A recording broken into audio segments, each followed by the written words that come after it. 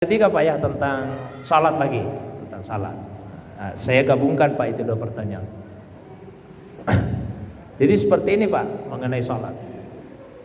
Yang dimaksud di dalam hadis tadi, man shalla arba'an qabla zuhri wa arba'an ba'da haramallahu jasadahu 'alan niran. Siapa yang salat 4 rakaat sebelum zuhur dan 4 rakaat sesudah zuhur, Allah haramkan tubuhnya dari api neraka. Itu salat sunnah rawatib, qabliyah dan ba'diyah. Nah, kalau salat sunnah qabliyah, waktunya itu setelah masuknya waktu salat wajib. Jadi bukan berarti di hadis disebut sebelum zuhur, sebelum masuk waktu zuhur, bukan Pak. Yang dimaksud di situ sebelum zuhur, sebelum pelaksanaan salat wajib, salat zuhur. Tapi sudah masuk waktu Pak, sudah azan, ya sudah azan. Kemudian sebelum iqamah, salat sunnah lah di situ 4 rakaat. 4 rakaat ini bisa dikerjakan 4 rakaat sekaligus, satu kali salam. Bisa juga 2 rakaat dulu salam, kemudian 2 rakaat lagi salam. Termasuk juga 4 rakaat sesudah zuhur. Ini yang dimaksud ba'diyahnya. Waktunya itu setelah selesai salat wajib sampai sebelum masuknya waktu asar. Maka sekaligus menjawab pertanyaan tadi Pak, adakah batas waktunya itu? Yang penting Pak belum masuk waktu salat asar. Ya, jadi kita misalnya udah salat zuhur ini, udah salat zuhur. Terus kita keliling-keliling dulu, ketemu teman-teman apa. Pulang ke rumah jam 2 Pak, tiba di rumah.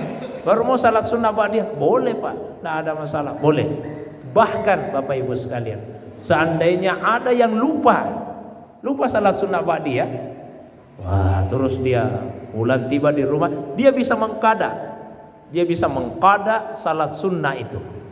Nabi pernah pulang dari masjid selesai salat asar, kemudian masuk ke tempatnya Ummu Salamah, salah seorang istri beliau salat sunnah. Ummu Salamah kaget. Selesai salat, beliau bertanya kepada Nabi, ya Rasulullah, sebelum hari ini saya tidak pernah melihatmu salat sunnah setelah asar. Salat apa ini? Nabi jelaskan bahwa di masjid beliau tidak sempat melaksanakan salat sunnah sesudah zuhur karena melayani itu para sahabat, ada urusan ya, yang mengalihkan beliau dari salat itu. Maka pulang beliau kemudian melaksanakan. Itu qada namanya. Termasuk salat sunnah qabliyah subuh, bisa diqada qabliyah subuh. Ini 2 rakaat sebelum subuh besar sekali pahalanya. Raka'ata al-fajri khairum minad dunya wa ma fiha. 2 rakaat salat sunnah sebelum subuh itu lebih baik daripada dunia dan segala isinya. Nah, sehingga kalau misalnya ada di antara kita Pak Ibu ya terlambat bangun, itu terlambat bangun, astagfirullah, udah masuk waktu subuh. Jangan sampai tidak dapat jamaah di masjid. Buru-buru kita Pak, persiapkan diri wudu ke masjid. Begitu masuk ke dalam masjid, lihat jam digital, tinggal 30 detik. Nggak bisa lagi salat sunnah ini, tinggal 30 detik. Iqamah, kita ikut salat subuh. Selesai salat subuh bisa kita qada. Mau langsung diqada setelah salat subuh boleh, atau pulang ke rumah nanti setelah lewat terbitnya matahari baru kita qada juga boleh. 2 pendapat ulama kita. Tapi untuk yang pertama itu pernah dilakukan seorang sahabat namanya Qais. Selesai salat subuh berjamaah bersama Nabi, beliau salat lagi 2 rakaat. Ayo perhatikan, salat apa ini?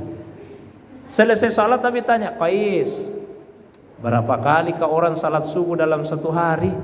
Tadi sudah salat, kenapa salat lagi? Qais jelaskan, bukan salat subuh ini ya Rasulullah, saya mengqada salat sunnah 2 rakaat sebelum subuh. Nabi diamnya Nabi menunjukkan persetujuan. Karena kalau tidak boleh Pak, tidak mungkin Nabi membiarkan sahabat melakukan kesalahan.